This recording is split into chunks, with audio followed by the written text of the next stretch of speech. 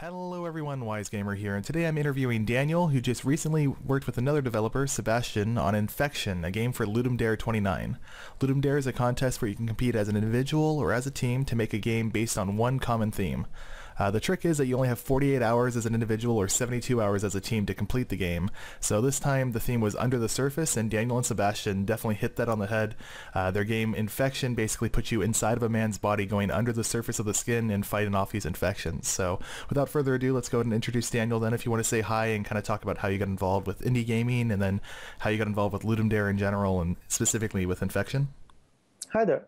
So yeah, I'm Daniel. I'm a 3D artist, and first I got involved with indie game because I was playing Dungeon Defenders. I don't know if you guys play that. It's a tower defense, kind of action tower defense, a little bit of like Infection, but way more tower defense than action. And I played that quite intensely, and I started doing levels for that. So I downloaded the Dungeon Defenders editor kit kind of thing they had, and started creating levels. And soon enough, Trendy Entertainment, the developers of Dungeon Defenders, they got noticed of some art I was doing with their characters and stuff, and they actually called me. I was like at my house playing Dungeon Defenders. Suddenly I got a call from Dungeon Defenders company. They're like, hey, we see what you're doing there. Would you like to do some animation for us? I was like, okay. Then I ended up animating the trailer that they did for Dungeon Defenders 2, for the mobile version that doesn't exist anymore. And that kind of got me started, like, okay, so I can actually make games with my knowledge, because I was learning 3D animation, but for movies and TV at the time. I never thought of actually using those skills for making games. I just love to play games. I never thought of really making them. But since I started messing around with that in Dungeon Defenders, I decided to try and make my own game. So I downloaded the Unreal Development Kit. That's kind of like what Dungeon Defenders was using, but it's like a newer version. And I started making Elementale. That was my first game by myself. And as usually indie developers do in first games, it was way, way, way too big for me to accomplish by myself. So I kind of ended up ditching that project to work on several smaller projects to build up my skills so I could tackle that project one day. So it's kind of the one that got away. Yeah. One day I'll go back and finish that game. I'll just have to be better than I am. Yeah, well, definitely with indie development, you always want to grow and everything too. So you kind of got started with that portion of it then. So then you probably heard about Ludum Dare and thought of a good way to kind of get some more exposure. I wanted to make smaller games, and then I met Ludum Dare. It's a Ludum Dare. It's kind of the pronunciation. It's not like a dare. It's the Latin for give. So it's kind of Dare. So Ludum Dare, you can get to make like small games with 48, 72 hours, and that was perfect for me because I could get a project started and finished within a weekend. So I did my first project, Antidote. It was with Chevy Ray, the guy that made the engine Flashpunk. He's an awesome programmer, and the project got third place. Then I never stopped really doing Ludum Dare. Every Ludum Dare that appears, I want to make something, even if I'm by myself, like the previous one before Infection. So I met Sebastian. I saw his work on the previous Ludum Dares. His work is awesome. He usually does Ludum Dare alone, the compo version, the 48 hours version. Mm-hmm. And I was searching for Unity tutorials because I ended up converging into Unity after some Ludum Dares. I stopped using UDK. And he has this channel where he posts tutorials about Unity. I watched the tutorials and I recognized some of his games from the previous Ludum Dares. I thought like, hey, this guy seems like a cool programmer. I'll contact him. So I sent him an email like, hey dude, I've seen some of your previous games and I was watching your tutorials. I know you usually do compo, you work alone, but what if we work together? Then I linked him in my portfolio and like, okay, we'll see how that goes. He got back to me and we started working together on in Infection. Wow. It's funny. because I asked him afterwards, like, so hey, did it work out for you working with me? Did you like that you accepted? It's like, yeah, I was kind of doubting it at first, but then I worked at your work and I was like, okay, it's too good to pass.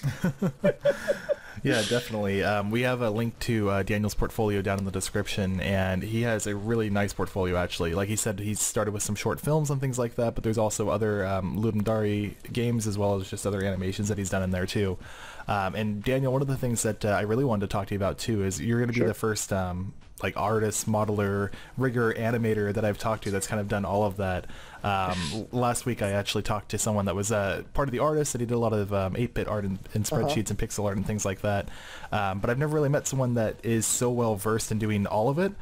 Usually you're a modeler or you're an animator, and it's very hard to find someone that's really good at both of those. And I just kind of wanted to see what your opinions were on like tips and suggestions for people that are looking to get into that, and where they can start off maybe too.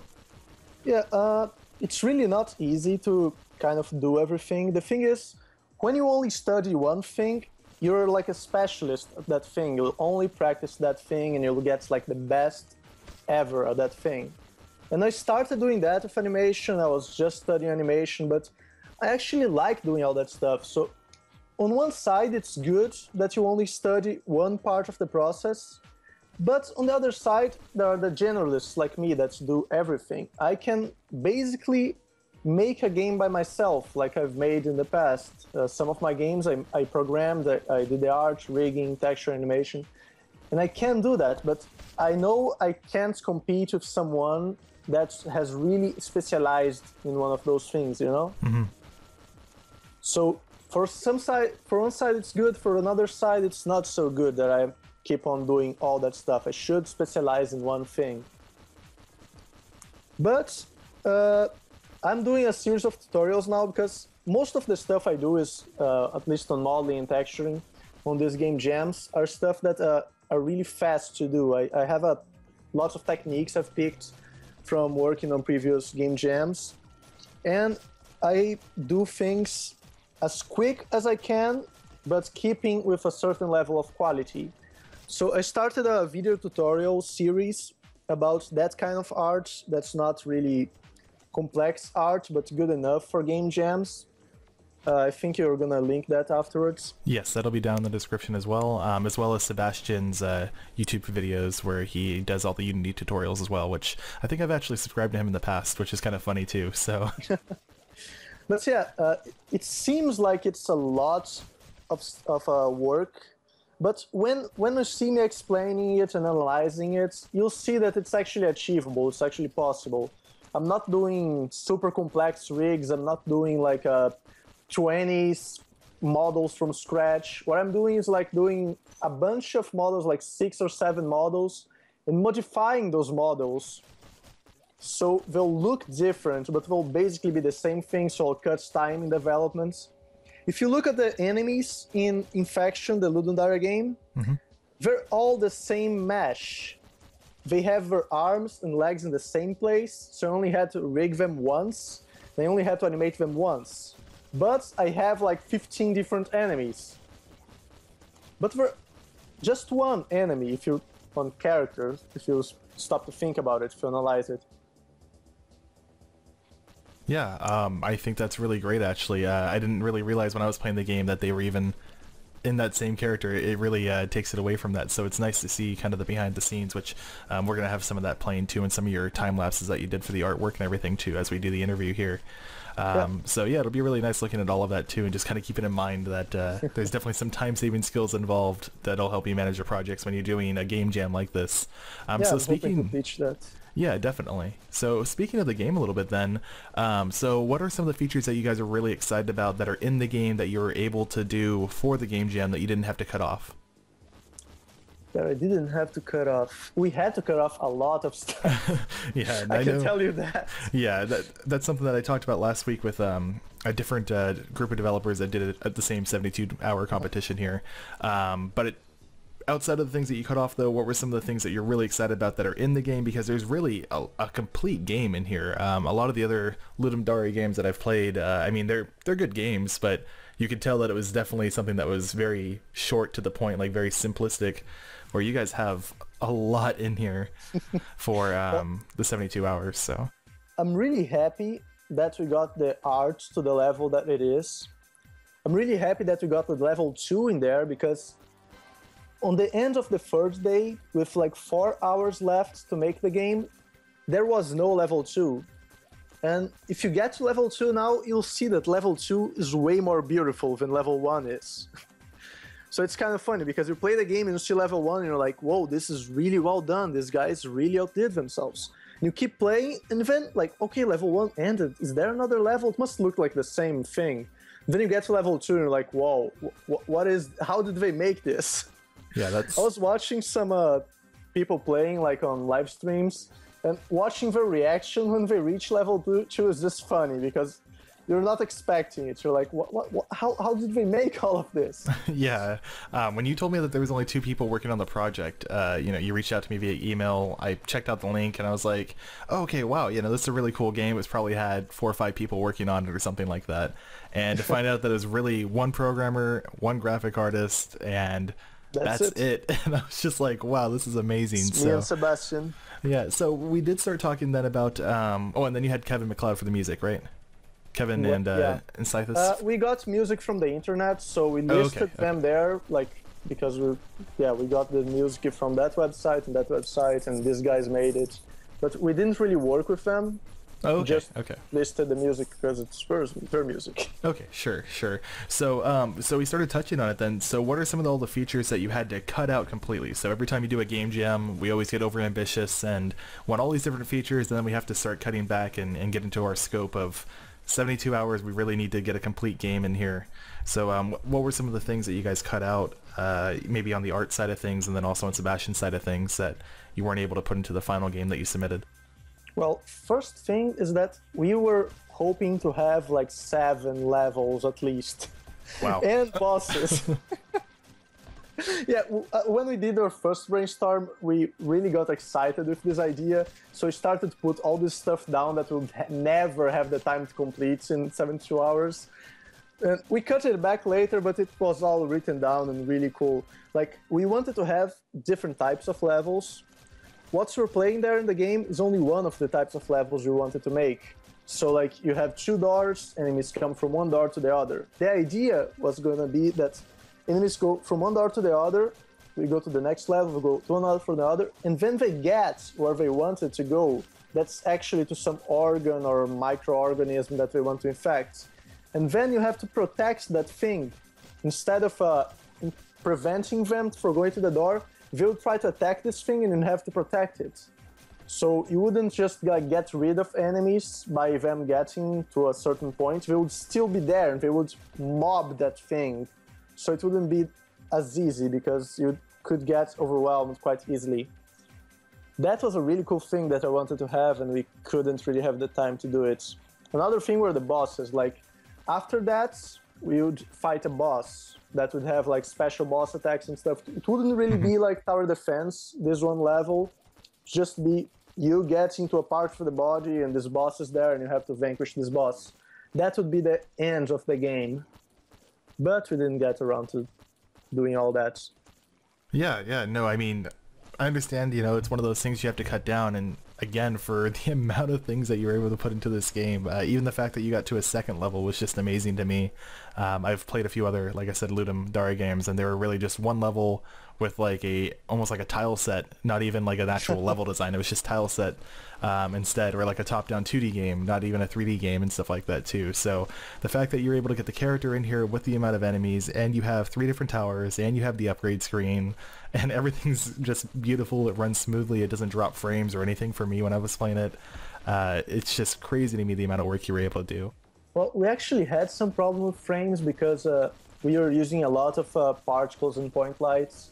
We even published a version that's like a lower-end version with less particles and less point lights and less overall anti-aliasing and everything, so people with lower-end computers can still play it. Sebastian did an awesome job on the game. I was so impressed that he was able to put like the weapon upgrades and the tower upgrades. I was really impressed the first time I played the game. He sent me on the end of around the end of day 2, and I couldn't believe what I was playing because the game was already there. We just had to make more of it and fix stuff and polish it. But by the end of day 2, the game was there. On the previous game jams I played, on the end of day 2, I did not have anything playable at all. Oh, wow. Sebastian's a really, really quick coder, and he codes really well. Right now, he has already fixed all the particle and FPS issues. He made a really cool pooling system for the particles and enemies that takes into account the quality setting you choose and the options. So if you choose low, it won't show some static particles, it will only show like essential particles, and it will configure the game for your best specifications. Mm-hmm. This is one of the cool things he's doing for the post Ludum Dare version. Yeah, definitely. Speaking of the post Ludum Dare one then, so what are some of the features that you want to add back into the game? Maybe some things that you might take out that you threw in and you want to actually change. I know we talked a little bit before the interview started that there might be a green light program, or there might be something else going on there too. So do you want to talk about that some? Yeah. We're really happy with all the feedback we're getting from the community. Every one of the comments really being really supportive of us, saying how awesome the game is. And we are really excited with the game. We want to take this game forward. So we figure we will work on a post-Ludum Dare version for the Ludum Dare website to put it there. And it will have all the lag problems fixed and some additions, not many. And after doing that, we'll spend a month or 2 working on a greenlight version to release a greenlight campaign to try to get this game on Steam. For the greenlight version, I'm really excited. We want to make a co-op, local co-op, not online. Okay. Online co-op is a whole different beast. It has a whole different set of problems that we do not want to face. But I think this game would play really well. Like you and your friends and some controllers on the couch would play really well. So we want to add co-op, local co-op. We want to add much more, many or much, I don't know, more weapons. Okay. And we're thinking of progression system. We still want to do permadeath, so you're gonna play this set of levels. It will be 3 levels and a boss, like how we originally intended. 2 levels will be the door-to-door, 1 level will be the protect the thing, then the boss. When you pick that set that you're gonna do, like to be like different missions, like a mission to the brain, mission to the pancreas, I don't know. We're still thinking about that. Sure. Yeah, no, I completely understand. Set of missions, you'll have a new character without any character upgrades, but as you play, you'll be able to get new genetic mutations that you can use, and those you keep after you die. So when you create a new character, you have some genetic mutations to pick from, like you can pick 2 genetic mutations or 3. And what will be those genetic mutations? Like vampirism, so you can get a percentage of your health back with some shooting, like percent of your shooting back into your health. Okay. You have an increase in attack rate, increase in attack damage, increase in tower damage. You'll have all these sorts of little character progression upgrades that you'll be able to get from playing that you won't lose from one mission to the other. Another thing we want to do is for each boss you kill, you'll get a new strain of your antibody that you can also pick when picking a new mission. So with each different strain you'll get a new set of towers. We're still not sure if we're gonna add actually skills, like special skills you would have with cooldowns and everything. But if we do, it would also be obtained through strains. So you could adjust your choices according to your play style. So like if I like to play more like without getting hits, I might get all the genetic mutations for attack rate and attack damage. Like range attacks and stuff, yeah. Yeah, if I like to melee more, I would like to get some strains for more health and defense. Wow, I love that. And then kind of touching on something you said earlier then too. So Dungeon Defenders was obviously one of the inspirations, and I could totally see this kind of moving towards Dungeon Defenders with, like you said, way more of the tower defense part of it. I played a lot of Dungeon Defenders myself. Yeah. So outside of that then, what other inspirations do you think you had? Well, all the tower defenses, I guess. Like Orcs Must Die is a really great one I've played. But our game is not really going to be much like that because, first of all, our character progression is not going to have like levels and stats. On Dungeon Defenders, I felt the stats thing kind of ended up breaking the game at certain points. So I don't really want to mess with that. We'll just keep our progression on the permadeath kind of way. Yeah, the permadeath is awesome. I would like to see some sort of checkpoint systems just so you don't lose all of that progress, but you know, at the same time, permadeath's awesome, so. You'll be able to choose your mission, so the permadeath will only be like you can choose which mission you want to go. You won't have to play from mission 1 to the last mission to be able to play all of it. It'll be like these packs of 4 levels that you can pick from. Okay. The thing is, the game is a much more like shooter kind of game, like a top-down shooter than an actual tower defense game. On Dungeon Defenders, I feel it's way more of a tower defense game than a shooter. The enemies are kind of slow even when you're near Nightmare, and the shooting is not all that good. Like on Dungeon Defenders, I played most with my Barbarian or my Monk just by supporting my towers, because playing DPS shooting. Playing DPS, doing the shooting, Dungeon Defender is not really pleasant like it is on Infection. If you know what I mean. Yeah, no, I completely know what you mean. I mean, up to a point, you're kind of, it's almost like a, like I said, it's a little bit more tower defense-y, but yeah, but like it's hard to describe. My style of playing Dungeon Defenders would be like set up my tower defense and wait. Yeah, I think I used to play as the Barbarian, I believe, and I remember you could set up like the bumpers and upgrade those and the crossbows and just like destroy things. So I loved that game too. If you guys haven't checked that out, you should definitely check out that game as well. It's awesome. Totally awesome. Yeah, definitely. So kind of wrapping up here then, any plans for the future as far as any type of deadlines or goals you're trying to set yourself for when you might want to release the post Ludum Dare version on a like early access or on a green light or anything like that? I'm sure there's going to be a lot of people that want to get the game, so don't hold me to those deadlines. Those are kind of like our internal deadlines we've been talking about. But we want to release a post-LD version, the bug fixing version, before voting for LD ends, so probably before the 18th. So like to get more attention to the game, people will still be seeing it, and maybe it'll drive more people to vote. Of course, they would vote based on the gem version, not the post-LD version. That's yes. Cool. But still get some attention. And for the greenlight version, we want to have it in a month and a half kind of thing. So around June, beginning of June, or end of May. No, end of June. End of June to middle of June. Wow. Okay. Well, then we'll be looking for that then, and as you have the game ready and stuff like that too, I'll probably do some sort of preview or gameplay of it if you guys would like. That would be awesome. Yeah, so other than that then, all the links for the Ludum Dare link itself to vote will be in the description, as well as the portfolio for Daniel, their Twitter for both Daniel and Sebastien, their YouTube channels as well, so make sure you guys check them out also. Finally, anything else that you want to say before we leave then, Daniel? Not really, just if you haven't yet, please play Infection. Yeah, definitely. It really is a fun game. You might be able to play it in the web browser with Unity, but it is a little bit intensive like he was saying, so you might want to download the version instead for Windows, Mac, or Linux. So hope you guys enjoyed then. We'll see you next time. Next week we do have another interview with the dev, so hope you guys can check it out then. Thank you and have a great day. Thank you. Thank you so much for checking out the interview today, guys. Make sure you watch our indie game preview on Hexagon from yesterday, as well as my South Park Stick of Truth gameplay from yesterday. Otherwise, subscribe for more content. We'll see you next time.